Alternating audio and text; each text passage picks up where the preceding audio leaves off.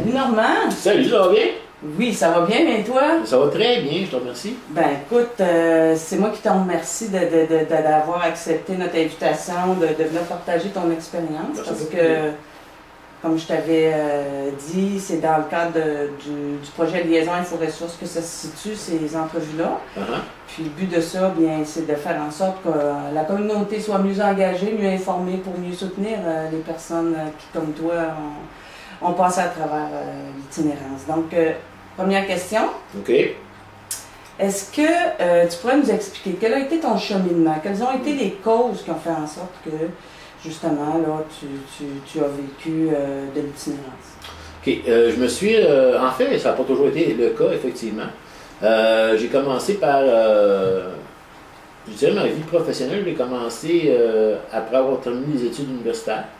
Bref, j'étais pas prédestiné à la rue trop. J'ai fini mon baccalauréat en 91, je crois, puis je me suis retrouvé en Ontario, où j'ai enseigné ma première année. Je suis revenu au Québec l'année suivante, puis assez rapidement, j'ai trouvé un emploi, puis j'ai travaillé pendant 15 ans pour la commission scolaire de la Seigneurie des Mille. Qu'est-ce qui m'a amené à ce que tout ça se dérègle? Ben, il n'y a pas de réponse simple. Hein. C'est comme ça part d'il y a très longtemps. Il y a eu plusieurs blessures dans ma vie qui ont fait en sorte qu'à la longue, je me suis essoufflé. Que je me suis retrouvé de moins en moins à faire des choix qui étaient les bons. Ça a commencé, je dirais que ça a commencé aux alentours de... en fait, plus j'y pense, là, ça a probablement commencé dès la fin de mes études. Okay. À quel âge environ? 21 ans. Okay. Le fait d'être à la fois blessé et d'avoir de l'argent, ça peut être une genre de recette pour faire un peu de problème. Fait que c'est ça. À partir de cet âge-là, c'est comme une suite continue de problématiques. Okay. J'ai été quelques années à avoir des problèmes de jeux compulsifs. Puis ça peut être une bataille. Comme j'ai eu des problèmes de jeux compulsifs, puis après ça, ben, j'ai fait du mouvement pour essayer de m'en sortir. Puis après ça, j'ai été suivre une thérapie maison. Ben, c'est pas une maison, c'est André Boudreau, je pense, quelque chose comme ça, qui avait une approche, une clinique, en clinique externe, c'était une approche behaviorale pour nous montrer qu'est-ce qui faisait que ça déclenchait l'envie de jouer compulsivement, etc. Puis, écoute, pour finir mon histoire, c'est ça. Après cette thérapie-là, je me suis jamais plus senti le besoin d'aller faire du mouvement. Par contre, je peux dire, c'est ça, j'ai jamais eu de rechute non plus. Puis là, on parle de quand même, mais j'ai eu ces problèmes-là peut-être entre l'âge de 21 ans, justement, jusqu'à 25, 26. Fait que ça fait quand même 20 ans qu'il n'y a pas eu de jeu, même pas un billet de loterie. C'est comme il y a eu de... Mais cette problématique-là partait, une autre problématique embarquait. Parce que justement, quand tu as quelque chose quand tu as quelque chose de brisé en dedans, il y a de la compensation. Fait que, malgré tous tes efforts. C'est comme, il y a quelque chose, c'est ça, si tu décides de colmater une brèche, il y a une autre brèche qui s'ouvre. Puis à un moment donné, justement, ça m'amène le moment précis où ça brise de façon assez solide. Mais c'est sûr qu'avant ça, écoute, aux alentours des années 2000, j'avais à l'époque une fille de 9 mois et une fille de 3 ans. Et il y a eu une séparation avec la mère. Puis ça a comme accéléré la descente, si on veut. À partir de ce moment-là, parce que j'avais changé beaucoup de choses, puis j'avais fait un triple effort, disons, pour colmater les brèches, si on veut, avant la naissance de mes filles. Fait qu'à ce moment-là, ça allait quand même relativement bien, mais quand il y a eu séparation, là, à ce moment-là, je me retrouvais avec mes filles une semaine sur deux au lieu de les avoir tout le temps. Puis, à quelque part, il y avait une grande détresse, une grande tristesse de ne plus avoir mes filles tout le temps. Puis je me suis retrouvé à vivre que la semaine où j'avais mes filles. La semaine où j'avais pas mes filles, Drogue, alcool, jeu, pas le jeu, mais drogue, alcool, n'importe quelle chose qui est mauvaise pour moi, pas être à mes affaires, pas faire un absentéisme extraordinaire à l'école, etc. Puis ça a duré donc, disons, de l'an 2000, 1999, aux alentours de ça que je m'étais séparé, jusqu'à 2007. Une lente descente, mais une cruelle descente. En 2007, en février 2007 pour être précis, j'avais toujours eu l'impression dans ma vie que quand il y avait un problème, si j'avais à visualiser comment j'ai réglé, c'était comme s'il y avait des cordes sur mon plafond, puis que, bon, il y a un problème là, je tire sur cette corde-là, ça règle le problème. Puis si j'avais une image à faire, je te dirais là, que en février 2007, le 7 février 2007, si je me rappelle bien, je me suis retrouvé que toutes mes cordes étaient mêlées. C'est comme, j'avais des dizaines de cordes dans le plafond, puis c'était tous des nœuds dedans, puis je ne savais plus quelle tirer, puis j'avais même plus l'envie de me lever pour la tirer. J'ai jamais pu savoir si c'était comme un burn-out, ou une dépression, ou je sais pas. D'ailleurs, ça n'a jamais été comme...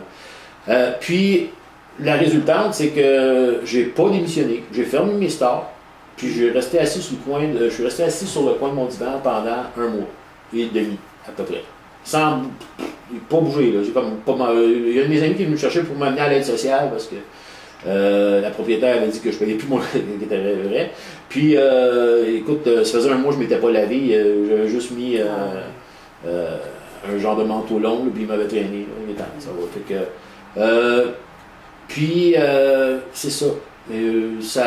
J'ai même pas démissionné. Ils ont juste plus signe de vie de moi. Là, puis, à partir de ce moment-là, puis malgré tout, c'est ça, pendant les 7, 8, 9 ans précédents, je m'étais occupé de mes filles, 7 ans, 2000, 1999, ouais, 7, 8 ans, je m'étais occupé de mes filles une semaine sur deux, puis comme, oui, il y avait des gros problèmes, la semaine je les avais pas, mais mes filles m'ont jamais vu avec une bouteille de bière dans les mains, ou c'est comme, quand je les avais, je me...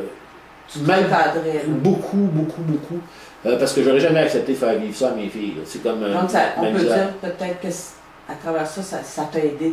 Oui, parce qu'au lieu de 2 semaines sur 2 de mauvaises semaines, j'avais 1 semaine sur 2 de mauvaises semaines. Mais en même temps, je dirais pas, comme avec mon cheminement un peu plus tard, j'ai appris que beaucoup de fois, presque toujours, j'ai comme pas été important pour moi. C'est comme mes filles étaient importantes. Et puis ça, c'est pas.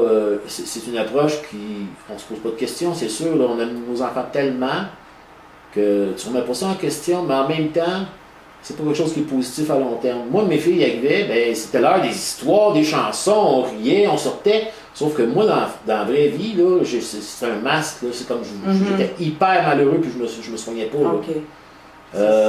Mais tu sais, pour les protéger, pour essayer de passer. Fait que. Si on continue 2007, à ce moment-là, la mère, plusieurs fois, avait essayé d'avoir la garde des filles, puis c'était comme pas possible. Effectivement, je m'en occupais bien, puis j'avais un emploi, puis tout.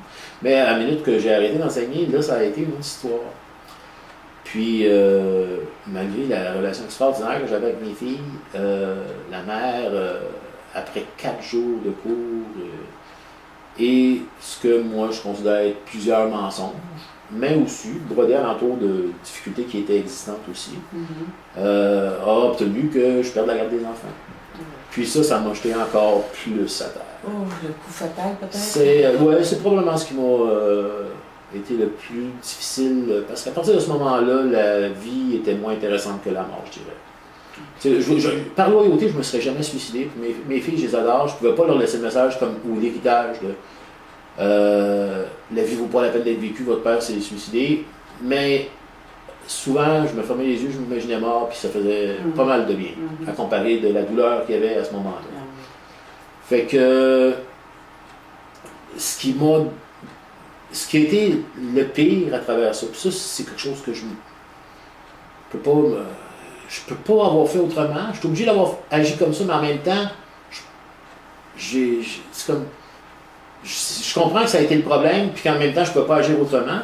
C'est que, malgré ça, je me retrouve avec des droits quand même élargis, jeudi, vendredi, samedi, dimanche, je me retrouve avec en fait, c'était quoi? C'était 38%. Si je suis technique, c'est parce que il y a des règles dans la vie. Puis tu as comme des choses aussi simples que l'allocation familiale. Tu as droit si tu as 40% de temps de présence. Puis, ça a été quand même une question là, avec l'avocat et tout ça. J'avais 38%. Fait que j'avais de l'aide sociale d'un gars tout seul, même coupé par bout parce que j'ai déjà eu des allocations familiales auxquelles j'avais pas droit, qu'on a vu après, parce que c'était pas 40. Fait que j'avais comme genre 400$, puis jamais j'aurais pu accepter de dire bon ben là je peux plus vous recevoir les filles.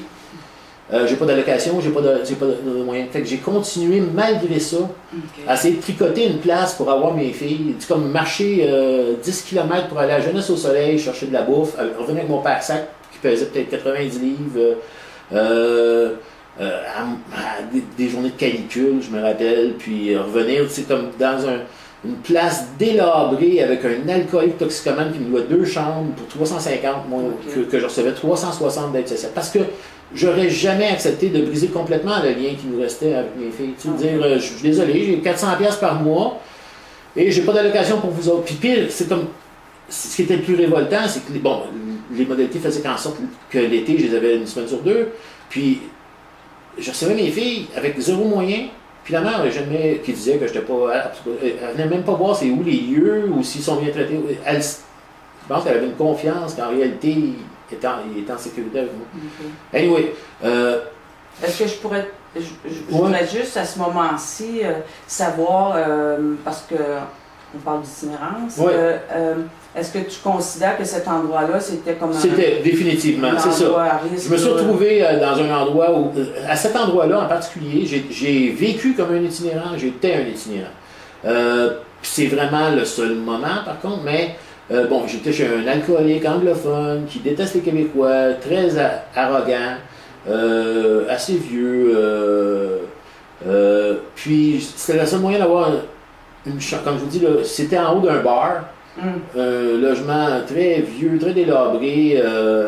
Puis bon, c'est ça, j'avais organisé une chambre dans une pièce. C'est ça, comme l'entente, c'était j'avais 2 chambres. J'avais ma chambre, puis il y avait une autre petite chambre pour les filles. Puis je pouvais continuer à les recevoir.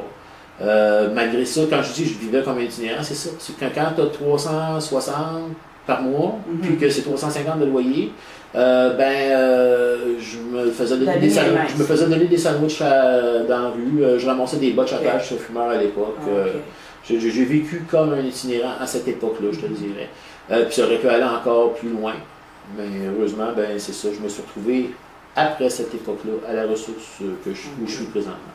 Ça m'ouvre la porte, je te remercie pour te poser la deuxième question qui concerne la communauté. Qu'est-ce qui aurait été bon pour toi à ce moment-là? S'il y avait eu quelqu'un qui t'avait tendu la main ou quoi que ce soit d'autre, est-ce que tu penses que tu aurais évité justement de te retrouver dans cette situation difficile-là?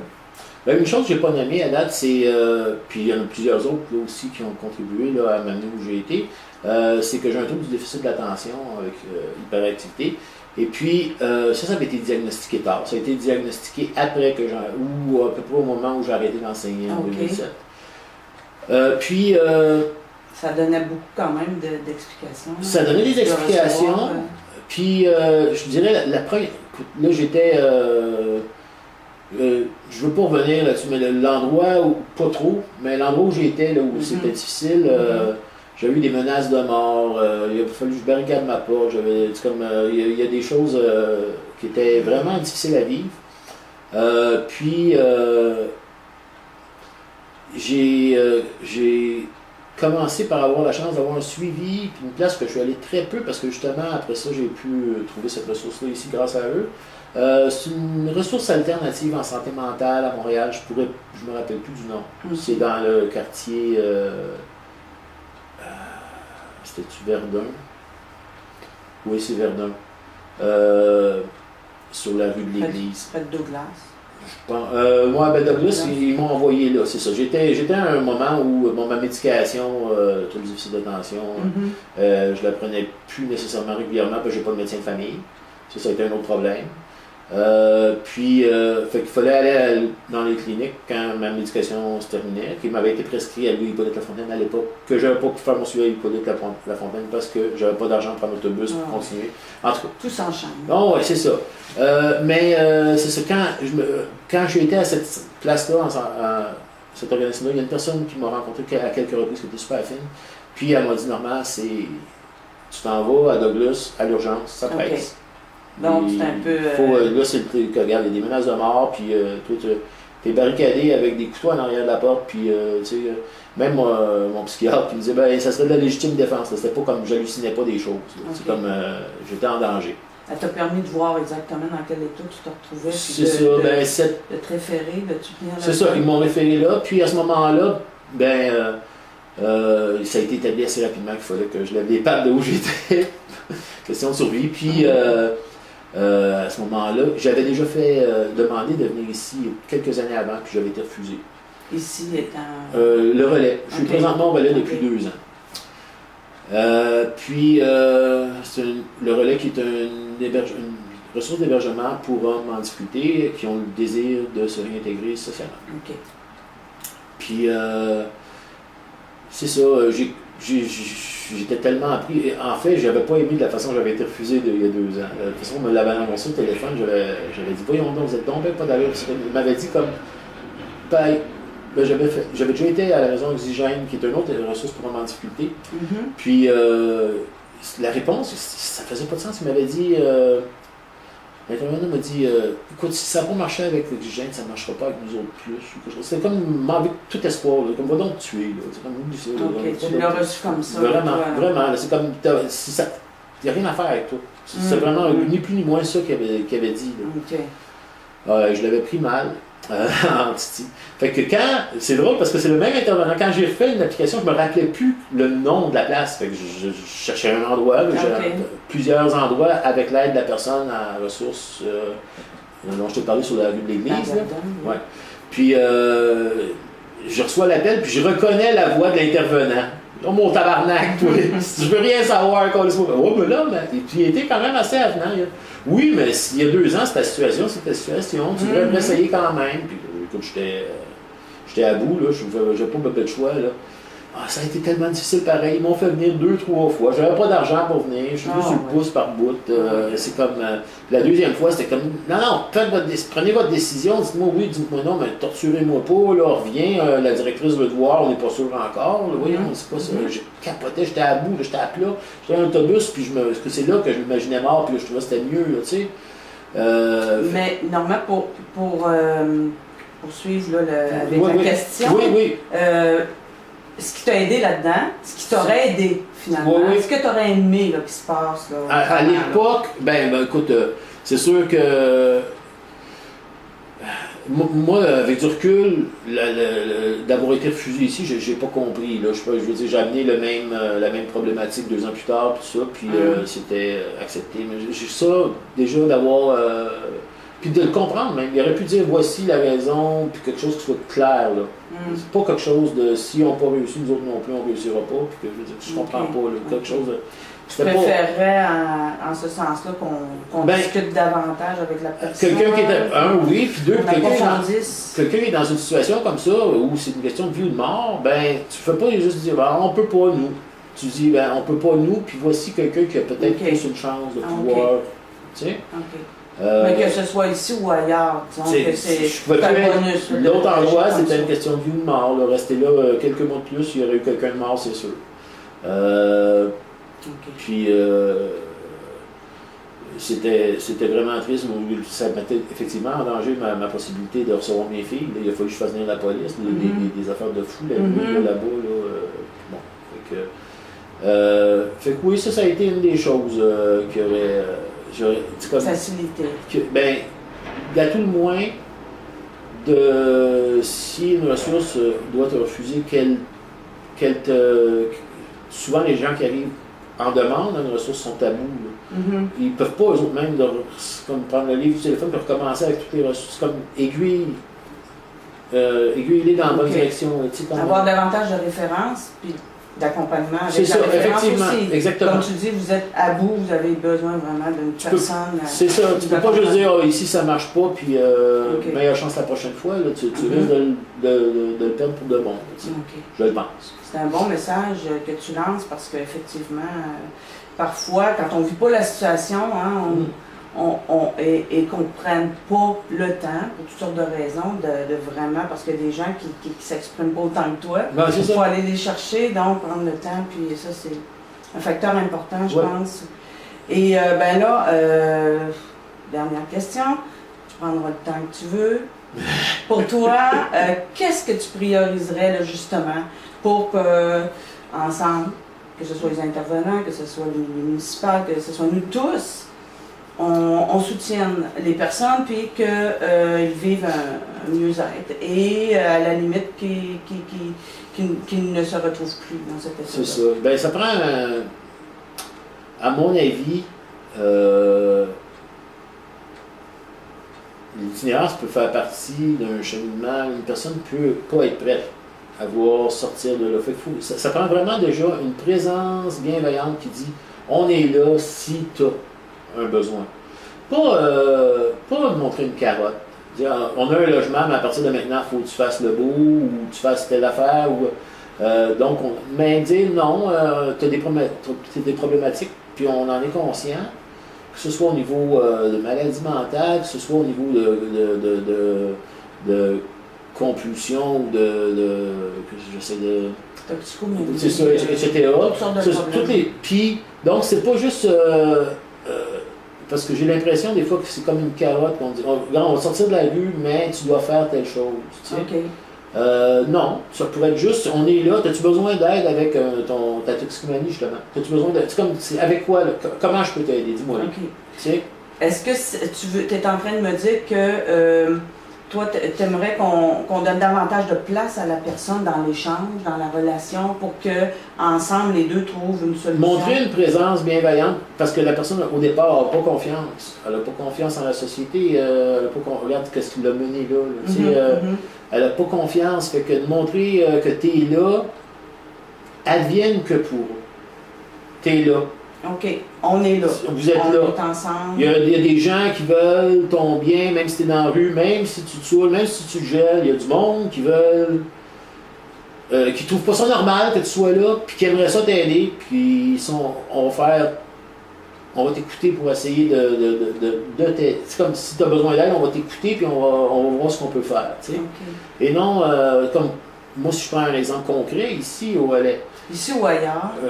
Mais dans ce cas-ci, okay. J'ai eu la chance d'avoir un logement, mais c'était pas, comment je pourrais dire, si ma problématique avait été encore plus dure, plus lourde, j'aurais, tu sais, ici ça a l'avantage d'offrir un toit, une sécurité, mais le moindrement comment je peux dire, que la personne tomberait retombe, mettons, sur un ancien toxicomane, c'est automatique que la personne sort d'ici. Je veux dire, à ce moment-là, c'est. Quelle serait la solution pour toi? Qu'est-ce que tu privilégierais? Parce qu'on comprend un peu le contexte en même temps qu'on dit ces choses-là. Oui, parce que c'est important. Ici, c'est fait pour réintégrer des gens socialement, pour renvoyer des gens sur le marché du travail, tout ça. Fait que je peux comprendre à quelque part que c'est pas dans tes affaires. C'est ce qui se passe, mais en même temps, de toujours, parce que j'ai pas l'impression que c'est toujours le cas, de toujours dire si c'est plus la ressource pour une personne, si une personne est trop loin de pouvoir se réintégrer, ben de pouvoir encore l'aiguiller sur la bonne voie. Absolument. Et non dire bon ben t'es plus ici, on te met à la porte. C'est comme un peu toujours la carotte, toujours l'idée de faire quelque chose, et moins le senti que c'est on veut t'aider, mais plutôt que c'est le senti que c'est on est une institution. Et tu fais ça, sinon tu fais plus partie de l'institution. C'est comme c'est plus le même. La même approche, ok. Toi, c'est ce que tu c'est mon senti. Ton expérience à toi, ça a été exactement. comme ça dans ton cheminement, puis dans le rapport avec certaines ressources. Donc, ce que j'entends, ça se situe beaucoup dans la relation, dans l'écoute, dans le... Effectivement. Bon, on vous donner un exemple ici. En plus du logement, on vous demande, puis c'est pas pour dénigrer, hein, je ne serais pas ici, puis ça irait pas aussi bien. J'ai pu utiliser d'autres ressources qui, elles, m'ont aidé davantage, grâce au fait de cette ressource-ci. Okay. Parce que, bon, étant donné que c'est des logements comme à prix modique, ça me laisse de l'argent de prendre l'autobus pour aller voir d'autres ressources. C'est déjà ça, là. Mais ce qui arrive ici, le certain non-sens, c'est qu'on va dire, bon, tu as un logement, et tu dois voir un intervenant toutes les semaines pour essayer de régler tes problématiques. Maintenant, dans la logique, une personne qui était dans la rue, un appartement comme ça ici, c'est la sécurité. D'aller en bas, dire j'ai une problématique, je recommence à consommer, exemple. Il ouvre la porte à on n'est plus ta ressource, on ne peut plus t'aider, tu n'as pas d'affaire à être ici. Ça se fait pas. La personne ne peut pas avoir un suivi honnête, intègre, ouvert, avec. C'est comme. Si la personne ne se sent pas en sécurité, de garder. Parce que ça, c'est de base. Oui, le psychologique, ça fait mal, tout ça, puis c'est important. Sauf que. Donc, même moi, qui est une personne extrêmement intègre, puis honnête, puis ça, j'ai pas toujours dit tout ce que je vivais dans ce sujet-là. Ce que tu avais. Pour pouvoir continuer à recevoir mes filles, de pouvoir continuer à avoir un toit au-dessus de la tête, etc. Fait que si moi c'est comme ça, imagine ceux qui sont peut-être moins honnêtes ou moins intègres, ou plus fragiles. C'est sûr qu'à ce moment-là, quelle sorte de suivi que tu veux avoir. Fait que moi, heureusement, j'ai pu avoir un suivi dans un organisme externe où j'ai pu vraiment dire ce que je vis. Donc, ça c'est toujours l'affaire de la carotte. Oui, bien c'est ça. C'est ça qui est génial, puis c'est ça qu'il faut comprendre.